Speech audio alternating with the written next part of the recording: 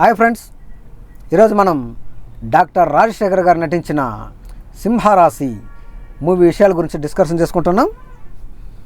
ఈ సినిమా తమిళ్లో ఫస్ట్ శరత్ కుమార్ గారు చేసిండనమాట, మాయి అనే పేరుతో. తర్వాత తెలుగులో రాజశేఖర్ గారు చేసిండ్రు, రీమేక్గా చేసిండ్రు. ఈ సినిమాలో సాక్షి శివానంద్ హీరోయిన్, సముద్ర గారు డైరెక్టరు, ఎస్ఏ రాజ్ కుమార్ గారు మ్యూజిక్ డైరెక్టరు. ఈ సినిమా రాజశేఖర్ గారి కెరీర్లోనే ఒక అల్లరి ప్రియుడు, తర్వాత ఒక శివయ్య, ఆ తర్వాత ఒక పెద్ద హిట్ అయిన సినిమా అంటే ఇంకా నెక్స్ట్ సింహరాశి ఉంటుంది అనమాట. ఈ సినిమా ఒక మదర్ సెంటిమెంట్ ఉన్న సినిమా. ఇది రియల్గా జరిగిందంట ఒక ఊర్లో, తమిళనాడులో. అలా జరిగితే దాన్ని అలాగే చేస్తుండ్రన్నమాట సినిమాగా. సో ఒక కుష్టు వ్యాధి అనే జబ్బు గురించి, ఒక తల్లికి అలా రావడం వల్ల, బిడ్డను ముట్టుకోకపోవడం వల్ల బిడ్డకి తల్లికి ఉండే బంధం గురించి, తల్లి స్పర్శ లేకపోతే బిడ్డ పరిస్థితి ఎలా ఉంటుంది అనేది ఈ సినిమా కాన్సెప్టు.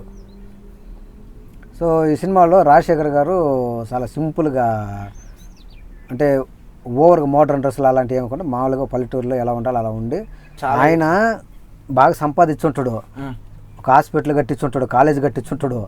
అయినా కూడా ఆయన కింద కూర్చొని కుండలోనే గంజి తాగే లెవెల్లోనే ఉంటాడు అన్నమాట. ఎందుకంటే అదే శాశ్వతము, మిగతా ఏ శాశ్వతం కాదు అన్నట్టుగా ఉంటాడు అనమాట. అటు ఆయన నటన, అటు విజయ్ కుమార్ గారి నటన, సాక్షి శివానంద్ గారి నటన అందరిది బాగుంటుంది. సో ఈ సినిమాలో మదర్ సెంటిమెంట్ ఉండడం వల్ల సినిమా అప్పట్లో పెద్ద హిట్ అయింది రాజశేఖర్కి. సినిమా స్టోరీ కూడా హైలైట్గా ఉంటుంది, స్ట్రాంగ్గా ఉంటుంది. మెయిన్ పాయింట్ అనేది స్ట్రాంగ్గా ఉంటుంది.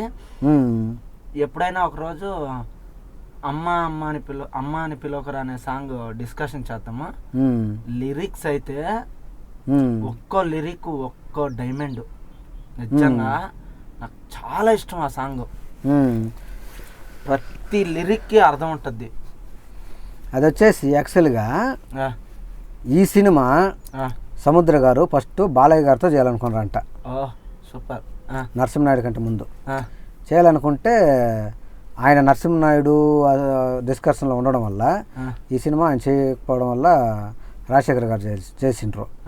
అయితే ఒకవేళ బాలకృష్ణ గారు చేసుంటే ఇంకా పెద్ద హిట్ ఉండదని సముద్ర గారు ఒక ఇంటర్వ్యూలో చెప్పింది అనమాట.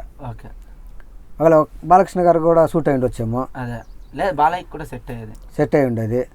ఆయన కూడా గతంలో ఈ విధంగా ఉండే సినిమాల్లో కొంచెం బంగారు బుల్లోడు, దేవుడు అలాంటివి చేస్తుండే కదా.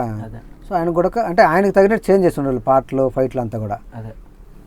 ఇంకా అదే స్టోరీ పరంగా మదర్ సెంటిమెంట్ ఉన్న సినిమా, మంచి సాంగ్స్ ఉన్న సినిమా, చాలా హైలైట్గా ఉంటాయి సాంగ్స్ అన్నీ.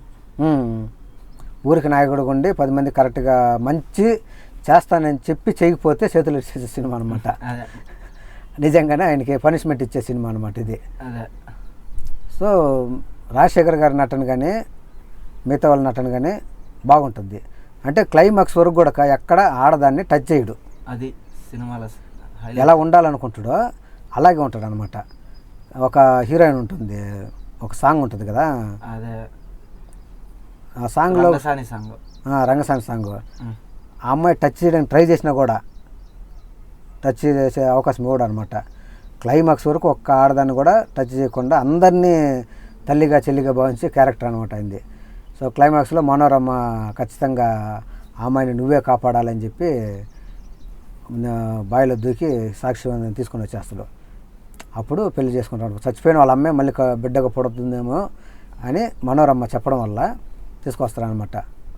సో మంచి సినిమా అయితే సింహరాశి. బ్రహ్మానందం గారి కామెడీ గురించి చెప్పుకోవాలా సినిమాలో. బ్రహ్మానందం గారిది, కోవేశ్వర్ల గారిది, ఎంఎస్ నారాయణ గారిది ఒక కామెడీ ఉంటుంది అనమాట. అది హైలైట్. కామెడీ బాగుంటుంది. సింహరాశి అని టైటిల్ పెట్టినందుకు క్లైమాక్స్లో ఆనందరాజుని కొడుతుంటాడు అనమాట. అలా కొట్టేటప్పుడు మనకి ఎన్ని రాసులు ఉంటాయో ఒక్కొక్క రాశి పేరు చెప్తూ వీళ్ళని కొడుతుంటాడు. క్లైమాక్స్లో ఇది నా సింహరాశిరా అని చెప్పి లాస్ట్ పంచిస్తారు అనమాట. అంతటితో సినిమా సుఖాంతం అయిపోతుంది. ఇక సాంగ్స్ విషయానికి వస్తే 5 సాంగ్స్ ఉంటాయి. 5 సాంగ్స్లో పేదలంటే ప్రాణం ఇచ్చిన సాంగు బాగుంటుంది. తర్వాత నేస్తమా సాంగ్ బాగుంటుంది. అన్నిటికంటే మించి తల్లి కొడుకుల మధ్య వచ్చే అమ్మ అని పిలిచి పిలిచి గుండె పిండకురా అనే సాంగ్ బాగుంటుంది. అదే హైలైట్ సాంగ్ అనమాట దీనికి, ఈ సింహరాశి సినిమాకి. ఇంకా తర్వాత రంగసాని అనే సాంగ్ కానీ, అటు సత్యభామ అనే సాంగ్ కానీ, అవి కూడా మంచి సాంగ్సే. బట్ ఎక్కువ సింహరాశి పేరు చెప్పగానే గుర్తుకొచ్చేది మదర్ సెంటిమెంట్ ఉన్న సాంగ్ అనమాట. ఇక బ్యాక్గ్రౌండ్ మ్యూజిక్ విషయానికి వస్తే సినిమాకు తగినట్టు ఉంటుంది. ఓకే ఫ్రెండ్స్, ఈ డిస్కషన్ మీకు నచ్చినట్లయితే ఈ వీడియోని లైక్ చేయండి, షేర్ చేయండి, మా ఛానల్ సబ్స్క్రైబ్ చేసుకోవడం మాత్రం మర్చిపోవద్దు. Thank you friends.